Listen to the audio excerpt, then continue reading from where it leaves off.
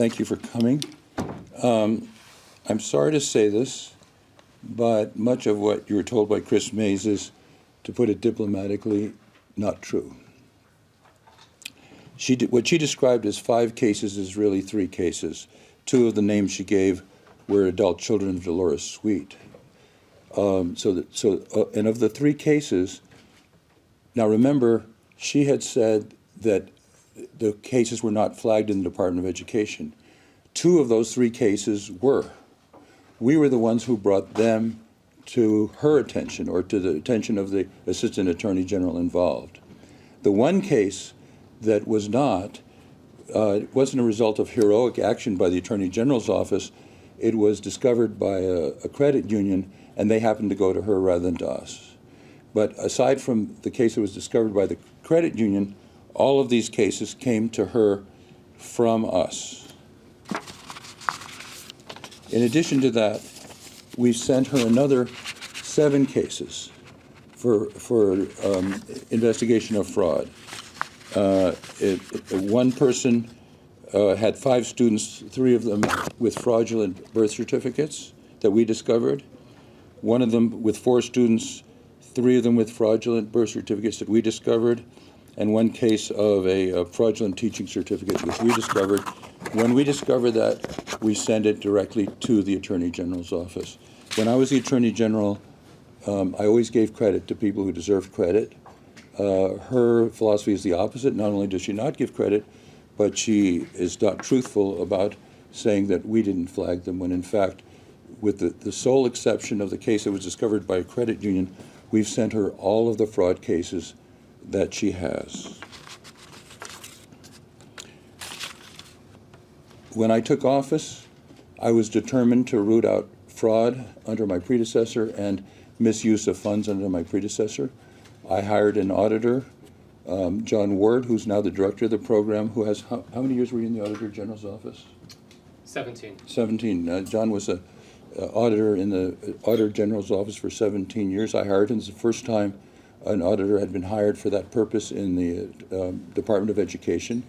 And he was there to make sure that all expenditures were proper, lawful, for valid educational purposes, and to root out any fraud that occurred.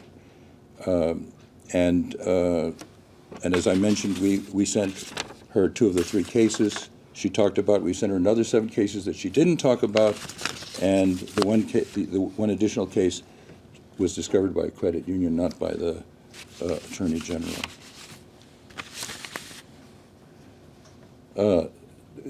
The 3 employees involved were hired by my Democrat predecessor and were fired by me.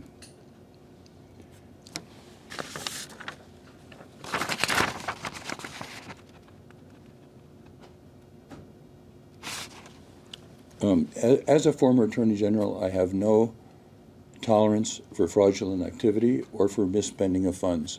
And as I mentioned, I've cracked down on, I think, what I just believe to be a lax attitude of my predecessor. And as a result of my cracking down, for a number, some of you covered this, a number of state board meetings, when they had a call to the public, 40 or 50 people would come up and take turns attacking me for cracking down. They wanted the old lax system. They didn't like the fact that I was making sure that every expenditure was for a valid educational purpose and was in compliance with the law.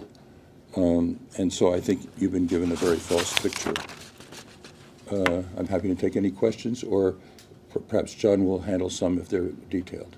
When did you first discover those 2 cases that you said you brought to her attention? John, do you want We brought those to the Attorney General's. to come to the microphone? Pardon me.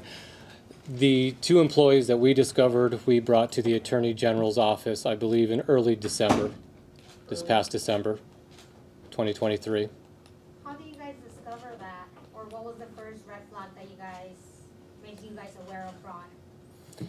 As we were assembling documentation that the Attorney General's office had requested regarding Dolores Sweet, we just started to take a holistic look at some of the other employees within our program, and we started to realize there were some anomalies with these two employees, and then we turn that information over to the Attorney General's office. So it'd be fair to say you may not have discovered those cases had the sweep case from the credit union not come up first. So we are always in the process of improving internal control within the ESA program, and so I believe that ultimately we would have found these cases.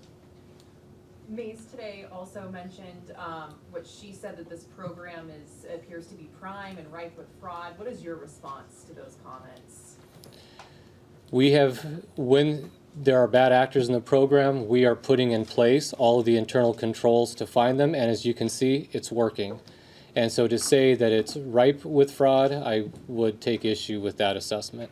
Yeah, let me just also add, you know, unfortunately, all government agencies do everything they can to prevent fraud.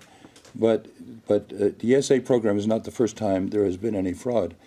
I urge you to look at the Auditor General's website, and you will find a number of cases much bigger than what we're talking about here, in not only a number of government agencies, but a number of school districts.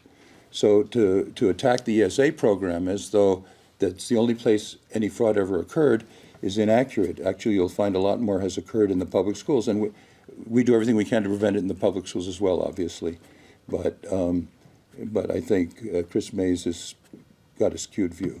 But given the fact that you just said you discovered, what, 7 in addition to the 2? Yes, that was by checking birth certificates. We Yeah. started checking birth certificates. So given that, within a year roughly, you discovered 9 cases, do you agree with the Attorney General that the legislature needs to do more to put guardrails on this program to prevent? No, the guardrails are there now. Can I ask John some questions? How many people do you have looking at birth certificates and going through all of these expenses? I mean, you guys have, what, hundreds of new students coming in every week to the ESA program, right? How many people do you have going through all of this, and what is the process in looking at birth certificates?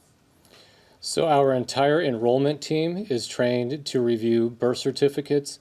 And as I mentioned just a minute ago, we're always in a continuous process of improvement. And so we are putting in place other things to continue to take a deeper look at birth certificates, but an entire team of enrollment specialists look at every single birth certificate that comes through. So we have, I believe, 8 enrollment specialists today who are looking at that. Is that enough for how many students are enrolling each week? We're able to keep, so we have 30 days to review every application that comes into the ESA program, and we always meet that requirement. I think Mays mentions like understaffing. When you make that characterization, is the office fully staffed, like the ESA program administrators? Or? So we're in the process of hiring, like most places are, to fully staff ourselves. We're bringing on employees as we speak. What are the numbers, John? So currently in the purchase review area, I believe we have 12 employees, and we will be increasing that by another 7 or 8 employees. But give her the total for your department. Yeah, so for the entire department, we currently have about 30 employees. We're looking to get around 42 employees. Which we appropriated by the legislature for 42. We're at 30, and we're trying to fill the slots. We sometimes lose people to other agencies of government because they let people work from home, and we don't do that. So you feel like there are enough guardrails for ESA, the ESA program right now? Yes, I went to great lengths. I hired a full-time auditor with 19 years with the Auditor General's office, and we've been not only carefully looking to discover fraud, but putting procedures in place. For example, we found that some of these employees that were committing fraud were asking for specific requests for people that they wanted to help. We've changed to make that random, so nobody can request something that they're checking. So we've put procedures in place to be sure that no fraud occurs.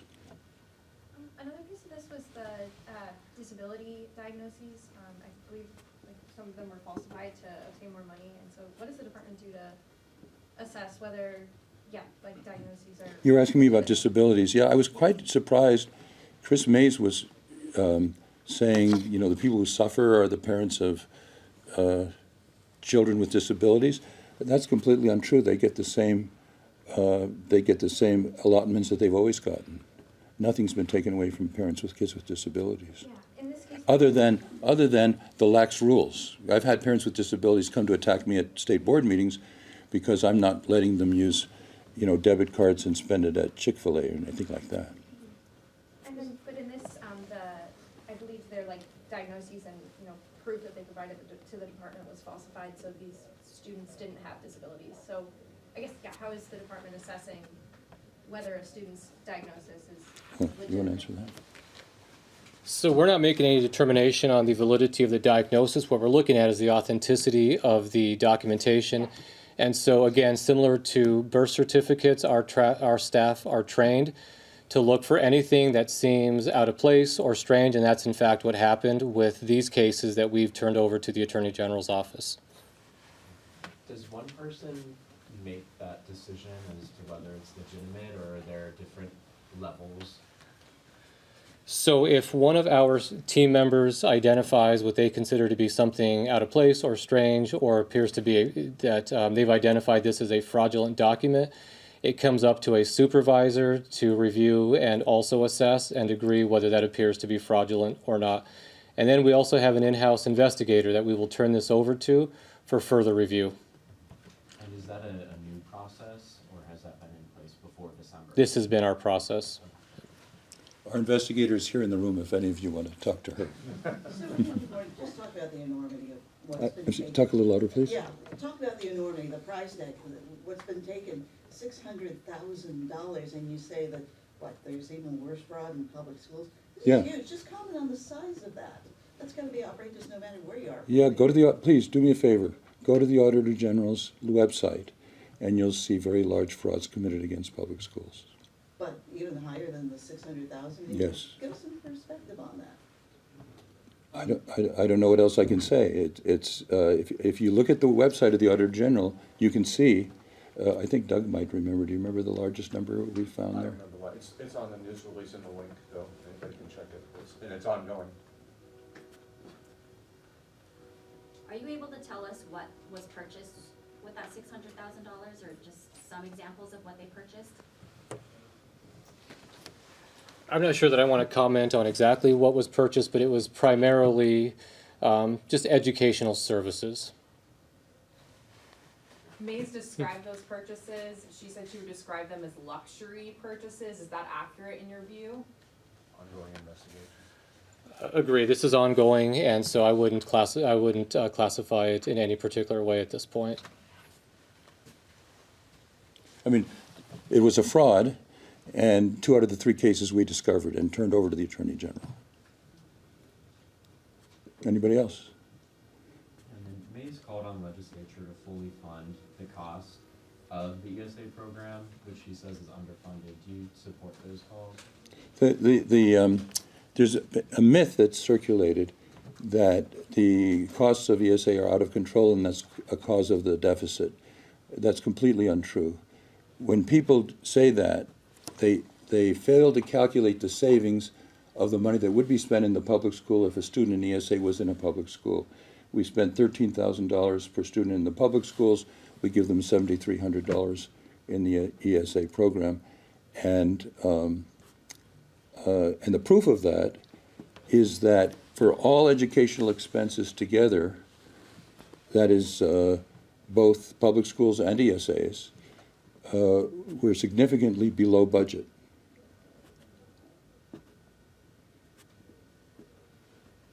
Anything else you wanna add or say? If you have another question, I'm delighted to answer it. If not, I'll let you all go. You probably have deadlines to meet. Thank you all very much. Well, yeah, just one more. Just from the press conference, she gave John Ward, she pretty much said that he was cooperating, but she didn't say so much about how you were cooperating. Well, John is the one that has the specific knowledge, and I instructed him to cooperate. I'm a former Attorney General. So we're going to cooperate in every detail, and John is the one that's been in touch with them because he has the detailed knowledge. I have 18 academic initiatives going. I'm heavily involved personally in every one of those 18 initiatives. Over 90% of what we do here is to help the public schools have better academic outcomes. That's what we focus on. John is in charge of the ESA program, and I instructed him to fully cooperate. And of course, he would have done it whether I instructed him to or not, because he's been 19 years an auditor in the Auditor General's office. So I didn't need to instruct him, but that's obviously my philosophy. I'm a former Attorney General. Thank you all very much.